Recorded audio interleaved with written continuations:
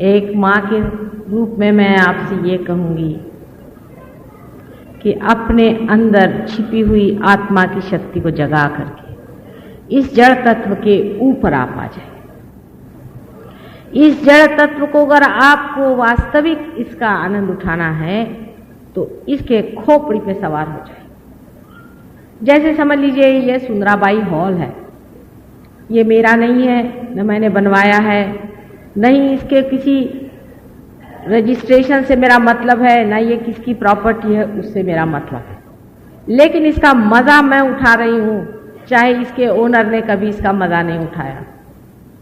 क्योंकि जिस दिन ये मेरा हो जाएगा सर दर्द हो जाएगा मेरे लिए कि इसका रजिस्ट्रेशन कराऊं, तो मैं पुलिस में इन्फॉर्म करूं कि आज फलाने की वो होने वाली है, तो आज इतने लोग आने वाले हैं, तो फिर इनकम टैक्स में जाऊं, फिर इनकम टैक्स वालों से पैसा बचाऊं, फिर इनकम टैक्स वालों ने कहा कि नहीं साहब आपने ज़्यादा दिया तो और मैं ब्लैक मार्केट करूं, फिर ब्लैक से उधर जाऊं, हर समय परेशान। ऐसा पागलपन साहब हम नहीं करने वाले। हमारे नाम से एक इनकम टैक्स नहीं कटता। परमात्मा की कृपा है और अति परमात्मा की कृपा है कि एक भी कौड़ी की संपत्ति कृपया मेरे नाम से भगवान ने नहीं दी। इससे बढ़ के आनंदी जीव आपको कहीं नहीं मिलता। ये तो एक दिमागी जमा खर्च है कि ये आपके नाम चीज है, ये तो रजिस्ट्रेशन ऑफिस में लिखा है कि ये चीज आपकी है भाई, लेकिन कल जब आपका परवाना आ जाएगा तो रजिस्ट्रेशन ऑफिस तो यहीं रह जाएगा। तब इस जड़ तत्व के पीछे में क्यों परेशान। देखिए कि जब आप जागरूक हो जाएंगे तो आपको वाकई हंसी आई। जब मैं इस संसार में आई तो मुझे लगता था कि अजीब पागल खाने में आई हुई हूं मैं। यहाँ लोग ये छोटी छोटी चीज के लिए कि ये मेरा ये तेरा, और जबकि सबको पूरी तरह से मालूम है कि मेरा तो कुछ रहता ही नहीं, ये मेरा बेटा है, ये मेरी बहू है, ये मेरा बाप है। कभी कभी बड़ा आश्चर्य होता है कि मेरा कौन सा है। जो मेरा है, जो मेरा स्वार्थ है, मेरा जो स्व का अर्थ है, उसको जानने की बजाय किस चीज को ये लोग स्वार्थ समझे बैठे। स्वार्थ शब्द का अर्थ ही नहीं लगता है। स्व का अर्थ जहां लगे वही स्वार्थ।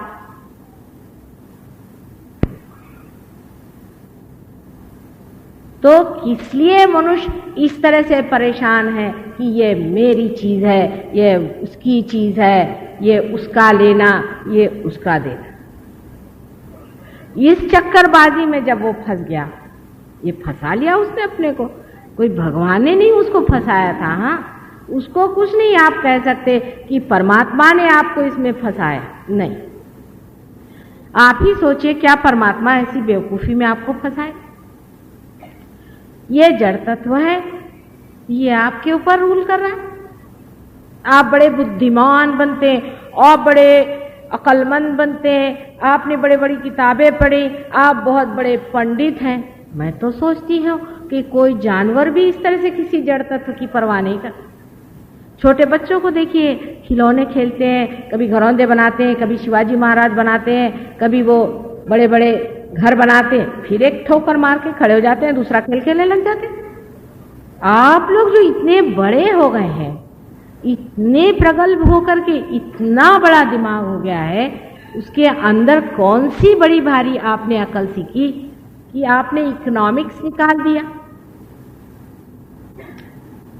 इकोनॉमिक्स का ही परम तत्व है कि कोई सी भी चीज सैशिएबल नहीं है। मैंने आज आपको एक चीज खरीदनी तो आप घर खरीद लीजिए। घर खरीदने के लिए दौड़ दाड़ करके आपने घर खरीद लिया। जब घर खरीद लिया तो आपको लगा कि साहब अब मोटर खरीदनी चाहिए। जो घर खरीदने के लिए जो दौड़े थे बहुत जोर से, और जो इतना आपने प्रयत्न किया था, उसका कुछ आनंद भी नहीं उठाया। 5 मिनट बैठ करके आप बैठे भी नहीं, आए भी नहीं, अभी तो घर प्रवेश नहीं हुआ कि आप दौड़े मोटर के पीछे में। मोटर मिली तो मोटर का भी कोई आपने आनंद नहीं उठाया, आप भागे तीसरी चीज के पीछे। इसे क्या कहना चाहिए बताइए आप। इसे कोई समझदारी तो नहीं कह सकता। इसे कोई बड़ा भारी इवोल्यूशन तो आदमी नहीं कह सकता। सब इतने वर्षों की 12,000 वर्ष से मनुष्य संसार में है, सारी चीज को जोड़ समझ करके यही एक निकल आया। कम से कम अब जागना चाहिए कि इस जड़ तत्व ने कभी भी आनंद मनुष्य को दिया नहीं। अगर दिया होता तो यह सैशिएबल होता। तृप्ति जब हुई नहीं तो उस चीज के पीछे दौड़ना है। अच्छा, एक ही नहीं, आप देखते हैं कि अपने पिताजी भी ऐसे थे, उनके भी पिताजी ऐसे थे, उनके भी पिताजी ऐसे हैं, खानदान के खानदान चले आ रहे, तो भी फिर वही। कब मस्ती चढ़ेगी, कब रंग आएगा, कब मजा आएगा। तो बैठते ही नहीं आप, तो 1 मिनट बैठे, तो आए हैं 2 मिनट आराम से बैठिए, जरा सोचिए अपने बारे में। कहाँ आनंद को खोज रहे हैं हम लोग, किस जगह दौड़ रहे हैं, कहाँ पर खोज रहे हैं? यही इसी जगह, इसी क्षण, यही उसमें सिर्फ समाने की बात है। इस जड़ तत्व से अभिभूत होने की कौन सी ऐसी बड़ी भारी बात है? एक एक पागलों के मैं आपको अगर वर्णन दूं तो आप लोग हंसते हंसते लोटपोट हो जाएगा, हालांकि आप भी उनमें से कभी रहे होंगे। हम तो एक एक का अनुभव करते हैं तो आश्चर्य। एक साहब कहने लगे कि साहब मुझे तो जरूरी है कि आज ही लंदन पहुंच। मैंने कहा भाई ऐसी कौन सी आफत आ गई, अगर आज नहीं गए तो कल चले जाना। कौन सी ऐसी आफत आ गई, कौन सी आपकी नैया डूब रही है? नहीं साहब आज तो मैं कुछ नहीं कर सकता, आज तो मुझे पहुंचना ही। मैंने कहा क्यों भाई, क्या बात? बात यह है कि कल मुझे एक बॉलरूम डांसिंग वहां पे हो रहा है, क्वीन के सामने, वहां डांस करना। अरे भाई, वो क्वीन क्या जाने कि हजारों डांस कर रहे हैं, उनमें से तुम कौन सी बला हो? उसके लिए काहे मरे जा रहे हो? क्यों इतना आतंक मचा रखा है? समय के लिए भी मनुष्य इस कदर परेशान है। समय बचाना चाहिए, समय, घड़ी हर समय बांधे रहते। मेरे भी हाथ में घड़ी बंध गई, हालांकि मैं उसकी जरा भी परवाह नहीं करती, हमेशा आगा पीछा चलती रहती, पर आपकी खुशी के लिए घड़ी बांध ली मैंने। कुंडलिनी कभी टाइम से नहीं उठती है। अगर कोई कहे कि मैं आपको लिख देता हूं 5 बजे आपकी घड़ी उठे, घड़ी से आप मिला लेना, 5 बजे आपकी कुंडलिनी उठेगी, तो समझ लेना कि ये बड़ा शैतान और झूठा मक्कार आदमी। कुंडलिनी अपने टाइम से उठती है। जैसे कि आप नहीं कह सकते कि कल इस पेड़ में 5 बजे एक फल लगेगा, आप कहेंगे ऐसा?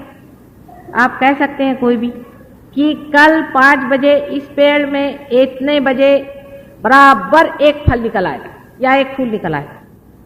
कोई सी भी जीवंत चीज आप एग्जैक्टली जिसको कहते हैं बता सकते हैं टाइम से किसी वक्त होगी?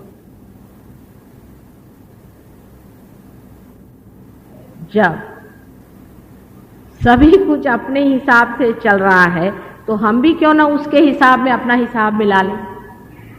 उसके हिसाब से चलो तब तो ना मजा आएगा, नहीं तो घोड़ा एक चाल चल रहा है, आप तो दूसरी चाल चल रहे हैं। हो सकता है कि परमात्मा की चाल इधर है और आपकी उधर चल रही। ये सब चीजें आपको खींचती हैं और आपके कुंडलिनी को भी खींचती हैं। तो पहला तत्व हमारा जो है, जिसे हम गणेश तत्व कहते हैं, ये जड़ तत्व है। गणेश तत्व का मतलब है साक्षात ब्रह्म तत्व, लेकिन ये जड़ तत्व में पाया जाता है। कार्बन के जैसे 4 हाथ होते हैं, उसी तरह श्री गणेश के 4 हाथ हैं। और कार्बन जो है वो इन केमिकल्स का गणेश।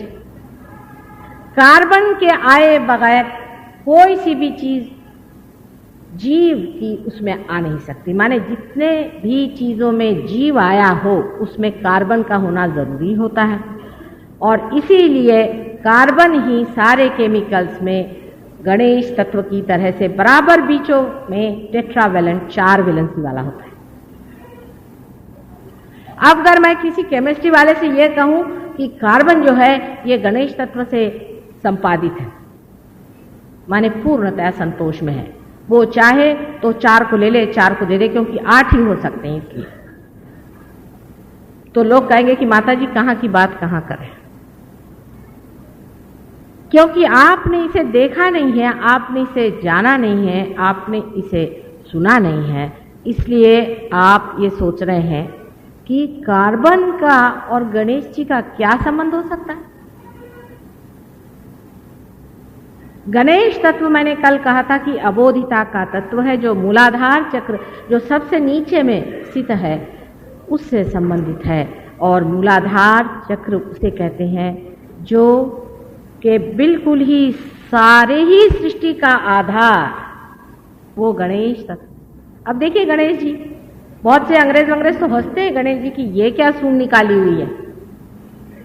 इधर भी लोग गणेश जी की पूजा वूजा करते हैं, पर उनको पता नहीं कि गणेश जी चीज क्या। गणेश जी अबोधिता का, इनोसेंस का, पवित्रता का एक बड़ा भारी प्रतीक है। और परमात्मा ने सारी सृष्टि बनाने से पहले, या आपका ही आदि शक्ति ने सारी सृष्टि की रचना करने से पहले श्री गणेश की रचना की। इस संसार को पूरी तरह से पवित्रता से भरा, और वही ब्रह्म तत्व है जो सारी चीज में व्यापित है। धीरे धीरे वो ब्रह्म तत्व की बाहरी हिस्से में पृथ्वी तत्व की आदि जड़ताओं से घिसता पिटता, जैसे कि कोई आकाश को बादल घिर लेते हैं, उस तरह से वो ब्रह्म तत्व हर एक में पूरी तरह से लिपटता हुआ, छिपता हुआ अंदर हो जाता। यह श्री गणेश का तत्व हमारे अंदर भी है, सबके अंदर है। और सबसे पहले क्योंकि इस तत्व को बनाया था, इसीलिए पहले हम लोग श्री गणेश की वंदना करते हैं। श्री गणेश को माना जाता है कि उनके तक ब्रह्मा, विष्णु और महेश तक नहीं पहुंच सकते। सबसे ऊंचे तत्व जो है श्री गणेश को माने जाते हैं, कारण जो भोला भाला सीधा साधा आदमी होता है उस तक कोई सा भी गुरु घंटाल नहीं पहुंच सकता। उसकी अपनी एक चित्र सी शक्ति, वो सारी शक्तियों को पराभूत करके और हमेशा कीचड़ में कमल की तरह सुरभित होता है, उससे सुगंध रहता है। गणेश की स्थापना वैसी है जैसे कि कीचड़ में कमल हो। मूलाधार चक्र की स्थापना भी हमारे अंदर उसी जगह है जहां से सेक्स भी संचालित होता है। श्री गणेश एक अबोध बालक की तरह है। इसका मतलब यह है कि जब आप देवी के दरबार में आए और जब आप शक्ति को अपने अंदर आवाहन करें, जब आप कुंडलिनी की जागरूक करें जो आपकी माँ बैठी हुई है, उस वक्त आपका लक्ष्य, आपका विचार सेक्स से रहित होना चाहिए। उसकी चेतना तक नहीं होनी चाहिए। जैसे छोटे बच्चे के लिए सेक्स की कोई चेतना नहीं, इस तरह श्री गणेश की कोई भी चेतना नहीं है। अभी एक साहब मेरे पास आए तो मुझसे कहने लगे कि भाई मैं आपको माँ कैसे कहूँ, मैं आपको बहन कहता हूँ। मैंने कहा क्यों साहब? मेरा सबसे बड़ा बेटा 98 साल का है, आप क्या उससे भी बड़े हैं क्या? वो देखने लगे। जिसके अंदर श्री गणेश का तत्व आ गया सो ही मेरा बेटा है। ध्यान धारणा के वक्त, देवी की शक्ति जगाते वक्त मनुष्य को अबोध बालक के जैसे होना चाहिए। और ईसा मसीह ने कहा है कि आपको छोटे बच्चों जैसे अबोध होना चाहिए, तभी आप परमात्मा के साम्राज्य माने सहस्त्रार में आप आ सकते हैं। हालांकि वही गणेश जी हैं और वही गणेश जी का तत्व लेकर इस संसार में, माने ब्रह्म तत्व से बने हुए संसार में आए। इसीलिए मूलाधार में तो गणेश स्थित है, लेकिन उनका पीठ यहाँ पर है। जैसे कि दिल्ली में प्राइम मिनिस्टर का पीठ है, चाहे वो दुनिया में घूमे, इसी तरह से उनका पीठ यहाँ पर है और यहाँ पर ईसा मसीह का है। जैसे कि एक ही कॉइन के दो हिस्से होते हैं, उसी तरह से श्री गणेश और क्राइस्ट। अब इंसान की अकल इतनी गंदी है और इतने महामूर्ख लोग हैं, खासकर वेस्ट में, जहां की आप सोचते हैं कि एक से एक अकलमंद लोग रहते हैं और हमको उनसे बहुत कुछ सीखने का है। आपको सुन के आश्चर्य होगा और विश्वास नहीं होगा कि अब वो लोग इस तरह की एक पिक्चर बना रहे हैं जिसमें वो दिखाना चाहते हैं कि ईसा मसीह का बहुत बुरा संबंध अपनी माँ के साथ रहा।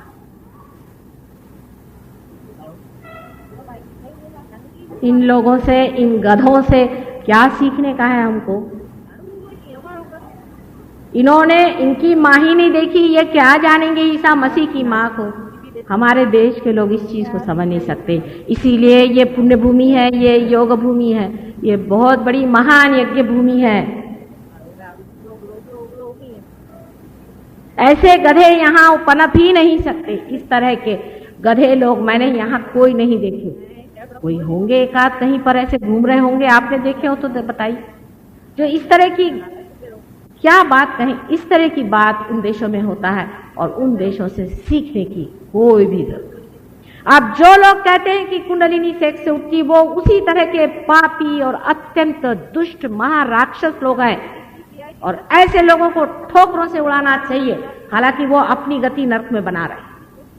जो भी लोग इस तरह की बातें करते हैं उनको पता होना चाहिए कि अपनी पवित्र मां का, अपनी कुंडलिनी का अपमान करने का बहुत बड़ा धारिष्ट वो कर रहे हैं और इसकी सजा ही कोई नहीं, इस कदर इसकी सजा है कि मनुष्य एकदम पाताल लोक हमेशा के ही लिए भस्म हो करके रह जाए।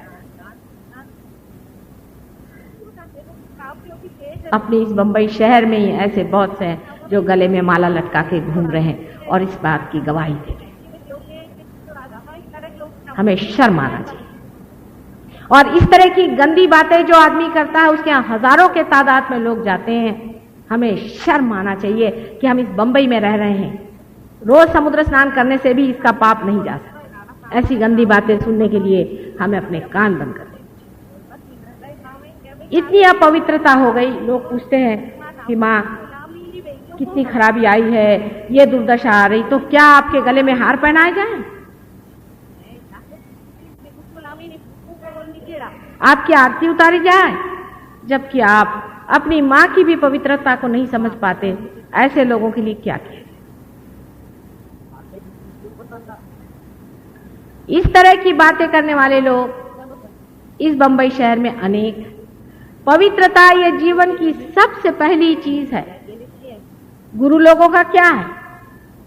जिनके पास मोटरें नहीं थी वो चाहते कि हमारे पास बड़ी बड़ी कैडलक गाड़ियां रहें। उसके लिए अगर उनको कैबरे डांस करने पड़े भगवान के नाम पे तो वो करेंगे। मैं तो मां हूं, मैं आपको कभी भी कोई सी भी झूठ बात नहीं बता सकती। और इसी तरह से अनेक मेरे बेटे सूली पर भी चढ़ गए।